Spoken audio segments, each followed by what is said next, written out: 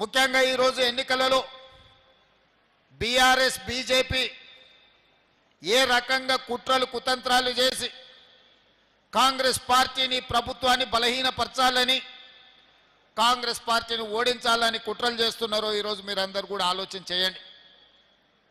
ఈ రోజు ఒక పక్కన నరేంద్ర మోడీ గారు 12 సంవత్సరాలైంది దేశానికి ప్రధానమంత్రిగా బాధ్యత తీసుకొని, ఇంకొక పక్కన బీఆర్ఎస్ దాదాపుగా 9.5 సంవత్సరాలు పరిపాలన చేసి ప్రజలు తిరస్కరిస్తే ప్రజలు ఇక మీ అవసరం మాకు లేదు, మీకు తెలంగాణతో సంబంధం లేదు, పేరు బంధమే కాదు మీకు పేగు బంధం కూడా తెలంగాణ ప్రజలతో తెగిపోయింది, ఇక మీరు ఫామ్ హౌస్లో పండుకోండి అని చెప్పి వాళ్ళకి సెలవు ఇచ్చిండ్రు।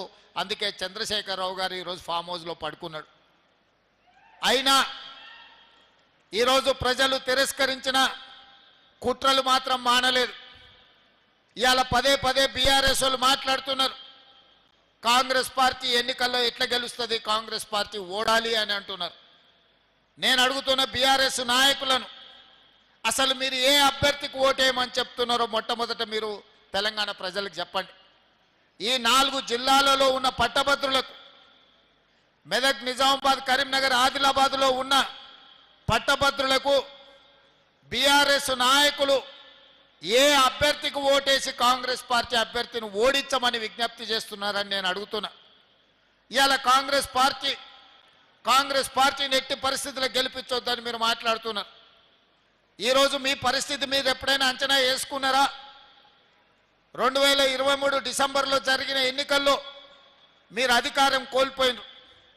2024 మే జూన్లో జరిగిన పార్లమెంట్ ఎన్నికల్లో మీకు గుండు 0 వచ్చింది, 8 సీట్లలో డిపాజిట్లు జప్తు అయిపోయినాయి। ఇవాళ 2025 ఫిబ్రవరి శాసనమండలి ఎన్నికల్లో మీకు ఎన్నికల బరిలో దించడానికి అభ్యర్థే దొరకలేదు। ఈరోజు ఎన్నికల పోటీలో నిలబడని రాజకీయ పార్టీ ప్రధాన ప్రతిపక్షం అని చెప్పుకునే బీఆర్ఎస్ ఇవాళ మీకు రాజకీయ పార్టీగా చెప్పుకోవడానికి మీకు అర్హత ఉన్నదా అని నేను అడుగుతున్నా। స్పష్టంగా తెలంగాణ ఉద్యమంలో ముందు భాగాన నిలబడి తెలంగాణ రాష్ట్రాన్ని సాధించడంలో ఈరోజు విజయం సాధించింది పట్టభద్రులు।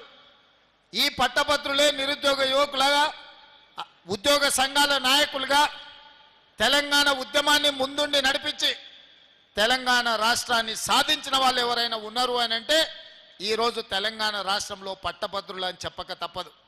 మరి తెలంగాణ ఉద్యమాన్ని ముందుండి నడిపించిన పట్టభద్రులు ఇవాళ ఓటర్లుగా ఉన్న శాసన మండలి ఎన్నికల్లో బీఆర్ఎస్ పోటీ చెయ్యకుండా ఈరోజు అభ్యర్థి దొరకక ఎన్నికల బరిలో నిలబడని బీఆర్ఎస్ ఇవాళ కాంగ్రెస్ పార్టీని ప్రశ్నించే అర్హత ఆ పార్టీకి ఉన్నదని నేను అడుగుతున్నా। అందుకే నేను అడుగుతున్నా ఈరోజు బీఆర్ఎస్ నాయకులను,